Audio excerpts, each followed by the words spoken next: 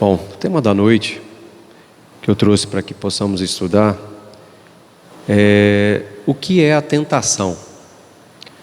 Essa palavra tentação é muito comum para nós, né? Nas nossas orações do Pai Nosso, a gente fala muito sobre a tentação, né? E será que realmente nós sabemos o que é a tentação? Será que a gente já parou para pensar o que é a tentação? Dentro da oração do Pai Nosso, o que será que é a tentação? Será que é algo ruim? O que vocês acham? Ou é algo bom? Por que Jesus, na oração que Ele nos ensinou, de como nos comunicar com o nosso Pai, Ele fala que para que nos livre da tentação? Deve ser algo extremamente importante, né? Para que Jesus cite isso na oração, tem uma importância significativa, né? E tem uma frase do Chico que ele dizia o seguinte: que tentação é como se fosse um cachorro enorme correndo atrás de você e você com uma vontade de ser alcançado. É meio contraditório, né? É você fugindo de um cachorro enorme, mas no íntimo, no fundo, uma vontade de ser alcançado. Porque se tentação fosse ruim, a gente não precisava desse pedido para que nos livre da tentação. Se é ruim, nós mesmos já se afastaríamos dela. Correto? Então, por que será que Jesus nos ensina na oração para que a gente se livre da tentação? Não nos deixe cair em tentação. O significado da palavra tentação é desejo veemente, intenso, fervoroso. Um desejo fervoroso. E dentro dessa significância, né, nós entendemos que a tentação e o desejo são duas coisas que andam juntas. Então, o que seria tentação? Seria o sexo? Seria a gula? Seria falar mal dos outros? O que é esse sentimento que a gente não pode cair nele? A Anete Guimarães, a palestrante, ela conta que a mãe dela sempre fazia o evangelho no lar e fazia a oração do Pai Nosso, né? E um dia ela, comentando a oração do Pai Nosso, pediu para o irmão dela mais novo o que era tentação. E ele falou: é um buraco bem grande. Porque toda vez eles rezavam e falavam: não nos deixe cair em tentação. Então ele entendia que era um buraco grande. E nós, quando nós paramos para analisar, a gente tem dificuldade em definir a tentação.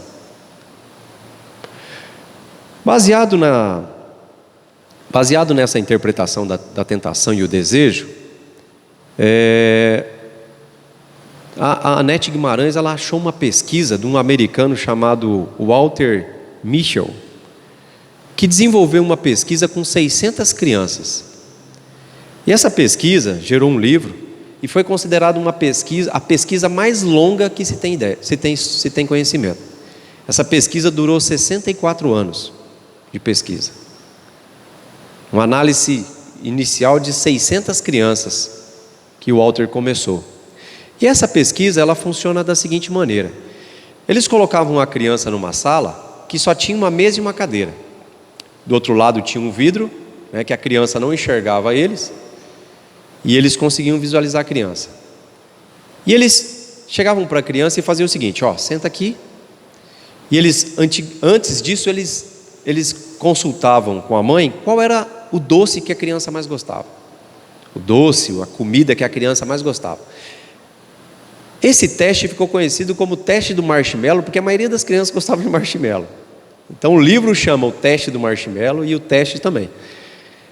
E eles colocavam o marshmallow ali, sentava a criança na cadeira e falava: esse doce já é seu. É seu, tá? Você pode comer. Só que, se você esperar eu ir lá fazer um negócio e voltar, eu te dou mais um. Então ele explicava para a criança que o doce era dela O que ela tinha que fazer? Só esperar e não comer. Se ela aguentasse esperar, a hora que a pessoa voltasse, ele ia dar mais um. Então, ao invés de ter um marshmallow, ele ia ter 2. Crianças na faixa de 3, 4, 5 anos. O que acontecia? Eles colocavam essas crianças lá e ficavam olhando a reação das crianças, do outro lado. 80% das crianças não aguentavam esperar comer o doce, antes da que a pessoa voltasse. 20% aguentavam. Só que esses 20% que aguentavam, eles aguentavam num extremo sofrimento. Uns ficavam cheirando o doce, cheirava, punha ali. Outro levantava e ficava olhando o rodapé da sala para não olhar para o doce. Tinha uma menininha que fica mordendo a trança. Outro lambeu o doce, mas não comeu, resistiu. Já era dele mesmo o doce, né? Só que essa pesquisa, ela tinha um além, né? O porquê dessa? Qual a diferença das crianças que resistiam para as crianças que não resistiam? E a pesquisa demonstrou o seguinte, que essas crianças que resistiam à tentação de comer o doce, elas tinham uma produção de dopamina que equivaliam a 30% a mais das outras crianças, que não resistiam à tentação de comer o doce. A dopamina é um neurotransmissor que controla os nossos impulsos, nossos aprendizados, emoções, sono. Por aí a gente já consegue fazer uma dedução bem básica. As crianças que têm esse comportamento de controle, né, têm essas qualidades a mais. Mas a dúvida que surgiu foi o seguinte: mas a criança tem esse controle porque tem esses 30% de dopamina? Ou ela desenvolve a dopamina porque tem o controle, né? Chegou naquela questão: Tostine é fresquinho porque vende mais ou vende mais porque é fresquinho? E eles chegaram à conclusão que era justamente o comportamento de resistir. Então seria o sofrimento que ela se sujeita a passar que desenvolve a dopamina, porque eles pegaram crianças, né, um pouco maiores, que não conseguiam resistir, e começaram a treinar para ver se resistiam. E começaram a resistir. E eles perceberam que quando elas resistiam, elas também desenvolviam esse percentual de dopamina. E a partir desse momento começavam a desenvolver o controle desse impulso. Quando a gente vê essa pesquisa, a gente lembra, né, da nossa relação com os nossos filhos. Você dá tudo o que eles querem, na hora que eles querem? Quando nós fazemos isso, automaticamente, né, nós criamos essa intolerância da espera, da tolerância, né, a intolerância da criança poder esperar, ter a paciência, controlar os seus impulsos. Porque fisiologicamente foi comprovado que quando a criança ou a pessoa, né, ela não consegue suportar esse desejo, né, quando ela é submetida a essa tentação, digamos assim, o organismo dela recebe uma descarga de várias substâncias que os pesquisadores nomeiam como catecolamina. Essa catecolamina, vocês querem ver um exemplo do que é essa catecolamina? Fome. Quando você sente fome, aquela fome que tira até o humor, é o efeito da catecolamina no seu organismo. Então, quando as crianças eram colocadas na frente do doce, algo que elas desejavam muito, o que era ativado nela? A catecolamina. Quem suportava o efeito da catecolamina no organismo, não comia o doce. Quem não suportava, era insuportável aquele efeito, acabava comendo o doce. automaticamente o organismo já produzia uma outra substância que eliminava o efeito da catecolamina. Só que isso, ao longo do tempo, no organismo, ela ficava intolerante à catecolamina. E quando ela crescesse, a gente estava falando de não resistir a comer um marshmallow. Tinha que ser naquela hora. Mas e quando a gente cresce? Quando essa criança cresce e o relacionamento amoroso não é do jeito que ela quer. O emprego não é do jeito que ela quer. O chefe não é do jeito que ela quer. As relações de amizade, da família.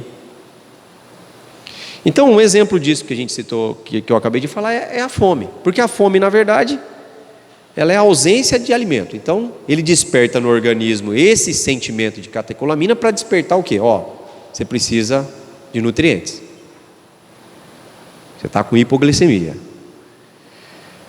Esse desejo, então, quando ele não tem esse controle no organismo e como uma situação fisiológica, ela é visualizada dessa forma. É uma substância química produzida, é um neurotransmissor, na verdade, uma reação química que você não consegue suportar, chamado de catecolamina.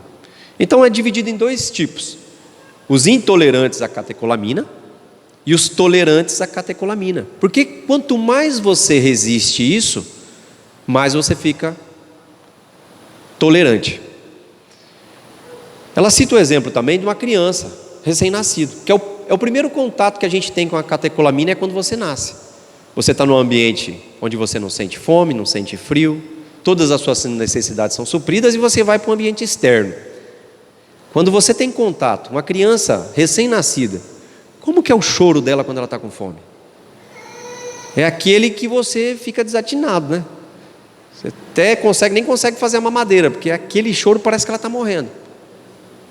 Então, geralmente as avós falam o quê? Deixa esse menino chorar um pouco. Porque os médicos falam o quê? Quando você tem um filho recente. Eu tenho um de 10 meses. Ele vai mamar a cada 3 horas. Então, à noite, a cada 3 horas você levantar para fazer mamadeira, é complicado. Porque você não levanta a cada 3 horas, você levanta a cada 2 horas. Porque você já fica acordado, já pressentindo que ele vai chorar, você já levanta um pouco antes. E aí, o que seria o ideal? Você deixar ele chorar 1 minuto, depois você deixa chorar 3 minutos, depois você deixa chorar 7 minutos, 10 minutos, daqui a pouco ele dorme a noite inteira. Isso é o treino para você desenvolver a tolerância à catecolamina. Porque na verdade o problema não é o choro dele quando é recém-nascido. O problema é que ele vai crescer com essa percepção de não poder esperar. Todos aqui, eu acredito, que frequentaram a escola sofreram bullying, não sofreram? E por acaso, eu vejo aqui que todo mundo quase na mesma idade que eu, faixa de 30, Alguém naquela época pensava em suicídio? Porque alguém estava zoando com você? Eu, na minha época de criança, entre zoar com os outros e ser zoado, eu não lembro, de verdade, eu paro para pensar, eu nunca nem sabia o que era essa palavra. Acho que eu nunca tinha ouvido essa palavra, suicídio. E hoje as crianças se suicidam com 13 anos por causa de bullying. O que será que é isso? Tem alguma relação com isso aqui? Não serem contrariadas, não poderem esperar? Porque como ela disse, e a pesquisa mostra, eles vão crescer e essa intolerância vai crescer junto. Então, a realização dos desejos, quando você tem aquela vontade, e você realiza aquele desejo na hora, você cria uma substância no organismo que abaixa a sua catecolamina, você acalma e fica bom. Mas como a pesquisa mostra, o problema é quando você é adulto. Então você fala assim, eu quero aquele carro agora. Você faz as contas, não dá para você comprar o carro. Você se endivida, você pega dinheiro emprestado. Você quer aquela namorada agora. Tem que ser aquela. Você não aceita o término do relacionamento. Então olha quantos problemas a gente arruma na nossa vida por causa da intolerância a essa substância, que começou, ó, há muito tempo atrás. E agora a gente consegue ser tolerante? Consegue, mas é mais difícil. A gente é muito mais rígido do que uma criança. A criança, ela está aberta ao aprendizado, às novas experiências. Você pega um cara hoje, igual eu, com 30 anos, e vai querer ensinar ele que as coisas não tem que ser na hora que ele quer, é bem mais complicado do que você começar lá atrás na sua criança, nas suas crianças. Então a gente cria uma característica bem predominante. Quem tem intolerância à catecolamina, não sabe esperar, age sem pensar. E tem todas essas consequências que a gente para um pouco e dá uma pensada, aí a gente já sabe. Se não é caso nosso, é de alguém que a gente conhece, que age sem pensar e adquire todo tipo de problema, financeiro, emocional, relacionamento, família. Age, ele precisa agir naquele momento. Os que já desenvolveram a tolerância à catecolamina, pensa para agir. Então são pessoas mais sensatas, controlam os seus impulsos. Ela quer, agora não é o momento. Ela vai juntar o dinheiro, ela vai esperar, ela vai fazer um curso, ela vai tentar de outras formas que não seja a imediata. Que o problema da tentação, do desejo, não é o que você quer, mas é um problema de você querer agora. Então a tentação, por isso que a tentação, quando você fala em tentação, a pessoa pensa em sexo. Mas sexo é pecado? É o problema? Não. Mas se for a hora que você quer, da forma que você quer,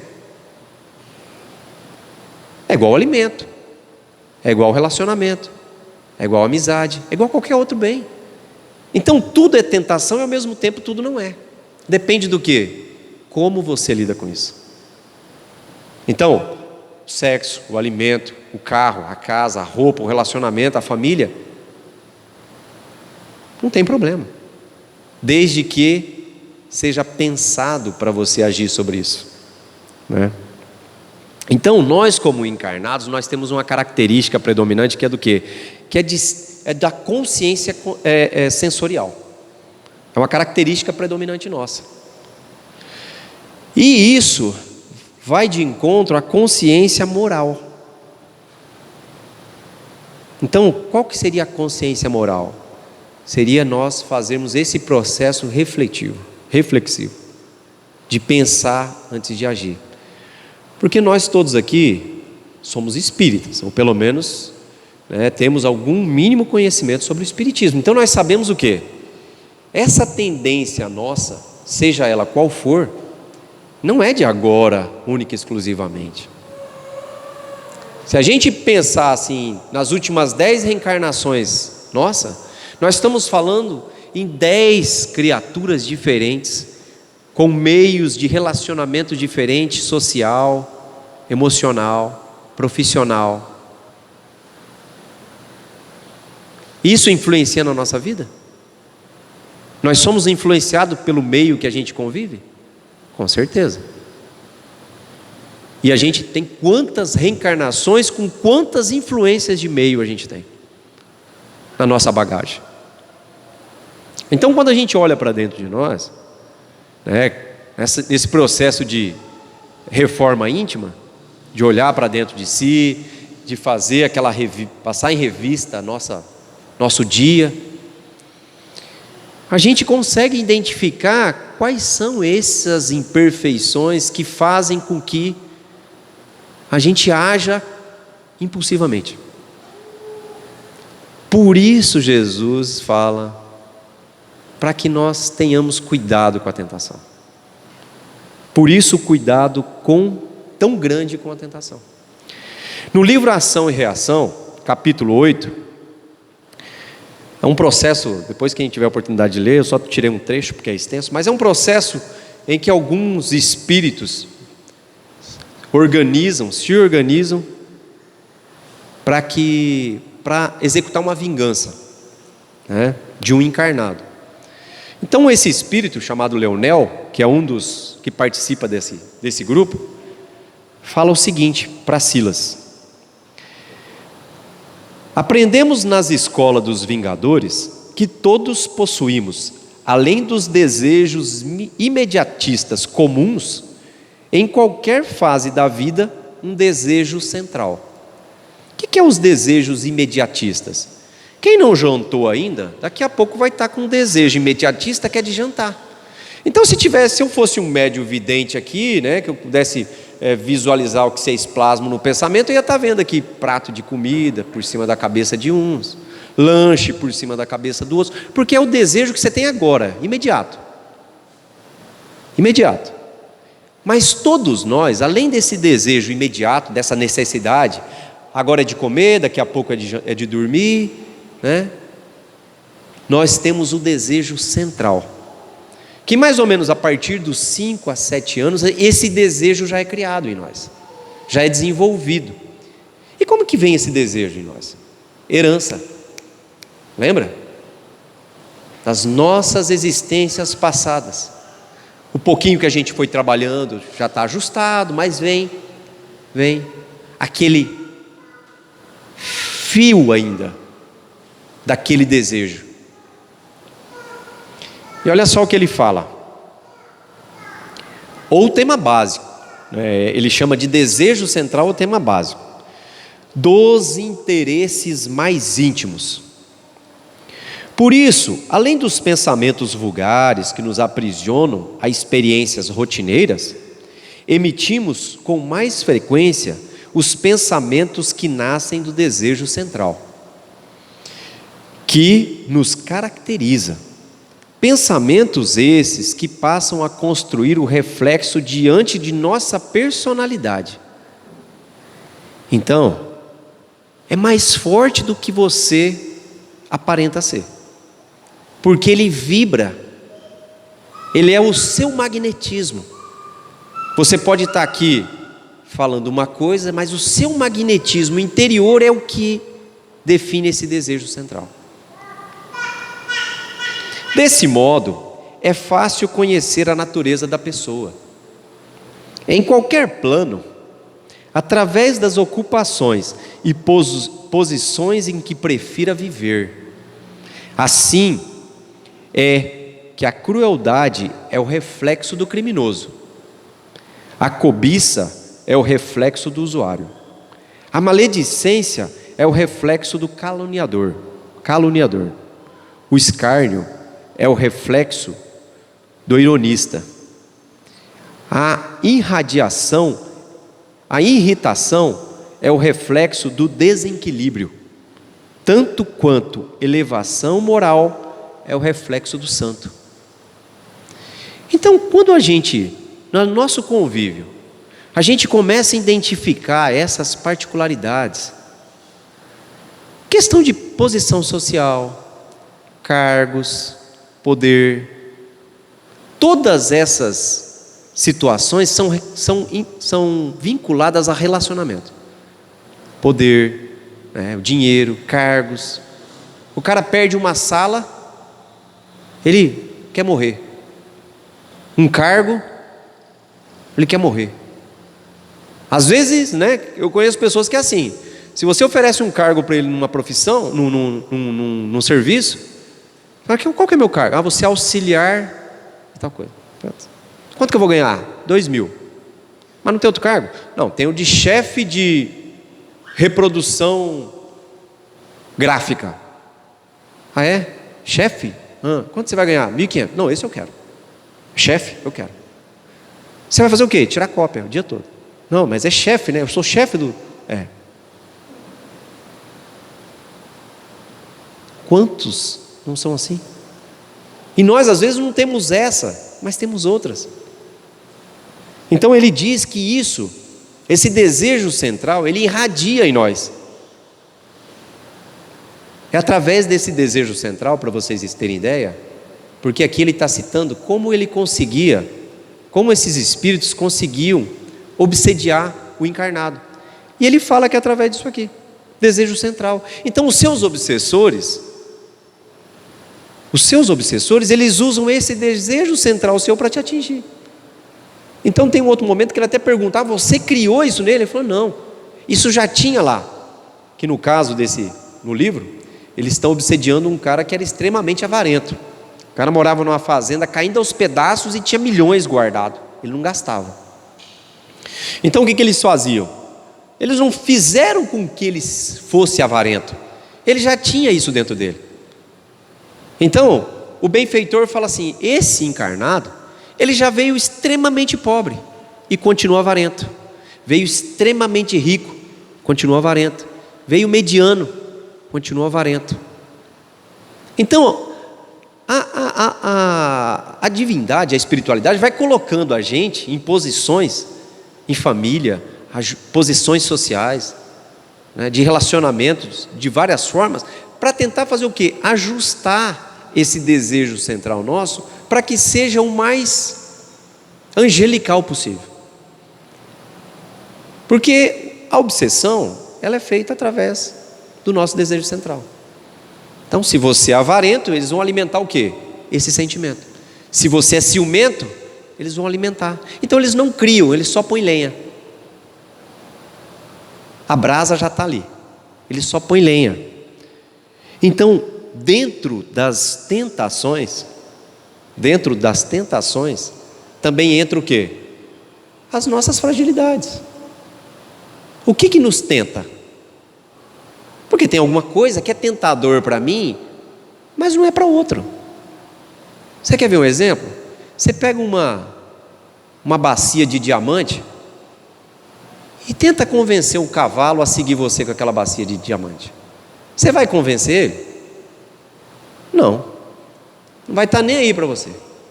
Mas por quê?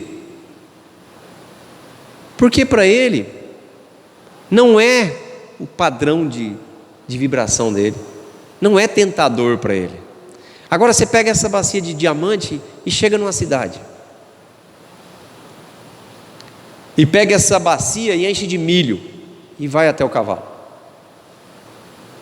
Então nós temos que nos atentar, o que é que nos faz nos mover em direção à tentação? Qual é essas tentações que ainda nos fazem cair? Cada um sabe a sua. Nós sabemos. Nós somos capazes de saber, porque nós temos a possibilidade de olhar para nós mesmos, de ter essa conversa franca, que nós temos coragem só de ter com nós mesmos. E olha lá, é igual aquele ditado: se for falar mal de mim, você me chama, que eu sei coisas terríveis. Ninguém sabe de nós como nós mesmos, porque o que a gente enxerga do outro é o que ele quer ser. O que vocês estão enxergando aqui é o que eu desejo ser. Então, quando a gente olha para o outro, a gente só enxerga isso, aquele desejo sincero que aquela pessoa tem de ser. É igual no centro espírita. Você entra no centro espírita, vou falar da nossa casa, né? Mas aqui você olha e você fala: nossa, quando você vem a primeira vez, você fala: nossa, é todo mundo angelical lá, porque aqui entra meu irmão por aqui, que a voz, o tom de voz, fala mansa, abraça, todo mundo é querido. Não é assim? Isso é o desejo sincero que a gente tem de ser melhor. Não é fingimento, é verdade. Só que o problema é que a gente, por dentro, a gente não é ainda assim. E uma hora ou outra, o verdadeiro escapa. E aí aquele escândalo de rebaixamento moral. Porque a gente está tentando. É essa a nossa função aqui. É tentar ser criaturas melhores do que quando chegamos aqui. Por isso do Evangelho. O Evangelho de Jesus é a receita que nós precisamos. Só que para isso a gente precisa também interpretar da forma correta. Porque se eu ficar achando que tentação é um buraco e eu não posso cair, eu vou sair daqui um pouco evoluído nesse sentido. Mas se eu enxergar a tentação como algo que existe em mim, eu preciso identificar o que é, para começar a combater, entender o meu comportamento em relação a isso. Entender o meu comportamento. Quando a gente fala de... Teve uma pesquisa interessante, eu não vi essa pesquisa, mas me citaram essa pesquisa, até numa palestra que eu estava ouvindo, que era do IBGE, e ela falava assim, a pesquisa: Você é invejoso? Eu falo, não, de jeito. Mas você conhece muitas pessoas invejosas? Vixe, um monte. Você é racista? Não. Mas você conhece muito racista? Vixe, um monte. Todo mundo que eles perguntavam a nossa resposta. Então, tipo assim, como que eu vou combater o meu egoísmo se eu sequer aceito o que eu sou? Eu tenho conhecimento que eu sou. Por isso é a importância de você olhar para dentro, analisar os seus atos, o seu comportamento. Nós todo dia, o bom é isso, nós estamos numa escola que todo dia a gente tem aula sobre isso. Se você chegar em casa agora e dar uma pensada no seu dia, você vai ver situações que você foi tentado no orgulho, na vaidade, ou no egoísmo, ou no poder, na arrogância, no egoísmo. Você só precisa identificar o que despertou em você. Você fala, poxa, chegando no serviço, o cara me fechou, olha, fiquei a tarde inteira irritado por causa disso. Está certo? Não, claro que não está certo, a culpa é dele. O que tinha de me fechar? Olha só, certeza que a culpa é dele? Então você tem que ir lá ensinar ele a dirigir para não te fechar? Para você não sentir isso? Ou você tem que identificar por que você se sentiu assim? Por quê? Por que ele não podia te fechar? Por que você não podia esperar um pouco para ele passar? E você vai começar nessa volta que você vai fazer, nessa busca, você vai achar o defeito e você vai ver onde ele está realmente. E para uns é até assustador, mas você vai ver que o defeito está dentro de você. Você vai descobrir, não, então, peraí, se eu não aceito, que a pessoa corta a minha frente na fila do mercado, por que eu fico tão irritado quando alguém me corta a frente na fila do mercado? Mas eu não falo nada, eu fico quieto. Mas eu penso, ninguém vai falar nada, vai deixar esse cara... Eu fico irritado, eu não falo nada, mas eu fico irritado. Mas por que você fica irritado? Se é ele que está fazendo errado, não é você. Melhor que seja ele cortando a fila do que você. Você já evoluiu, você já não está cortando mais fila. Você já não está ofendendo, você está sendo ofendido, olha que bom. Antes você ofendia, agora você não ofende mais. Você só está tentando trabalhar isso, mas já está meio caminho andado. Antigamente você ofendia, era ofendido, agora você só é ofendido.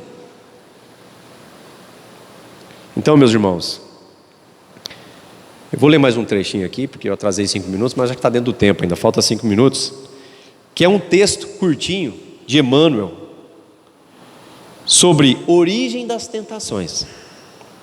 Ele começa com um trecho da carta de Tiago que fala o seguinte: antes, cada qual é provado pela própria concupiscência que o arrasta e seduz. Nós vamos falar do desejo central, né? O que te seduz ainda? O que te arrasta? Geralmente, ao surgirem grandes males, os participantes da queda imputam a Deus a causa que lhes determinou o desastre.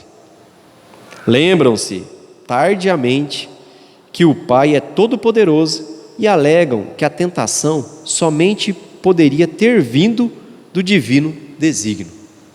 Às vezes a gente chega a esse ponto de ingenuidade, de das nossas quedas culpar a divindade, Sim, Deus é o absoluto amor, e tanto é assim que os decaídos se conservam em pé.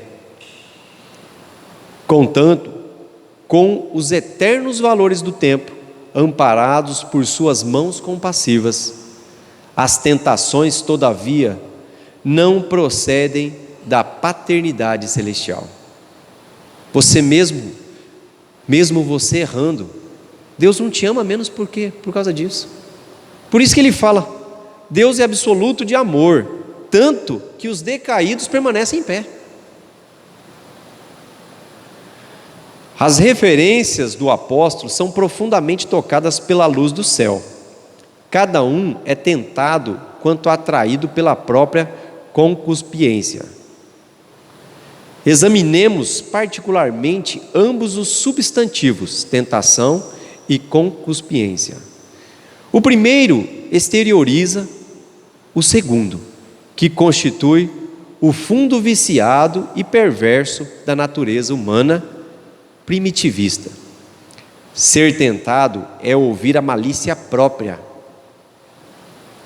é abrigar os inferiores alvitres de si mesmo, porquanto, ainda que o mal venha do exterior, somente se concretiza a perversidade se com ele afinamos na intimidade do coração.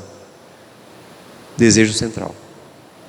Se alguém estiver falando algo que não nos afiniza o coração, é a questão da atração. Alguém consegue atrair vocês para algum lugar com uma cesta de milho? Não. É isso aqui. Agora, se nos atrai é porque ainda no íntimo do nosso coração a gente ainda tem essa fagulha ali, essa chaminha tentando vir à tona. Então, meus irmãos, a lição de hoje do Evangelho era essa. Espero que agora nós tenhamos uma nova visão sobre a palavra tentação, sobre a necessidade de identificarmos e corrigirmos essas atenuantes que nos levam às nossas tentações. Então vamos fechar os nossos olhos, elevando o nosso pensamento ao nosso bondoso Pai, ao Mestre Jesus, agradecendo por essas palavras, dos seus ensinamentos, das suas lições, da oração que o Senhor nos ensinou para que possamos comunicar com o nosso Pai. Cada palavra tenha o seu sentido próprio e vibre nas fibras mais finas do nosso coração, nos trazendo à tona o entendimento das suas lições, para que possamos caminhar firmes no caminho do bem.